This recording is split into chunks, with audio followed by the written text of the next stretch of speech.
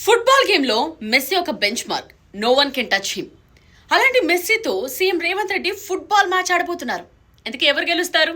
Doubt ఎందుకు? ఆబ్వియస్గా messy కదా. కానీ మ్యాటర్ అది కాదు ఇక్కడ. ఇది ఒక ఫ్రెండ్లీ ఎగ్జిబిషన్ మ్యాచ్. మెస్సీని తెలంగాణకు తీసుకొచ్చి ఆడించడం ఒక సెన్సేషన్. ఆ మాటకొస్తే గెలిచేది మెస్సీ టీం కాదు, తెలంగాణ టీం. ఒక చీఫ్ మినిస్టర్ మెస్సీతో ఫుట్బాల్ ఆడుతున్నారు, అందుకోసం రాత్రుల్లో తెగ సీరియస్గా ప్రాక్టీస్ చేస్తున్నారు అనేది ఇప్పుడు ఇంటర్నేషనల్ మీడియాలో కూడా వస్తున్న వార్త. సో ఎందుకు ఇంత సీరియస్గా ప్రాక్టీస్ చేస్తున్నారు?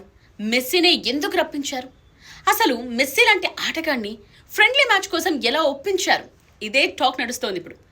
అప్పుడు హైలైట్ అవుతోంది ఒక టాపిక్. అదే తెలంగాణ రైజింగ్ 2047. తెలంగాణ రైజింగ్ 2047 కోసం సీఎం రేవంత్ రెడ్డి ట్రై చేస్తున్నారని, 3 ట్రిలియన్ ఎకానమీ క్రియేట్ చేయాలనుకుంటున్నారని.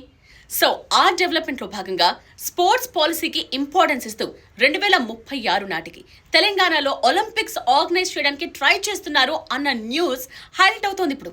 సో ఇక్కడ విన్నర్ మెస్సీ కాదు, తెలంగాణ టీం, సీఎం రేవంత్.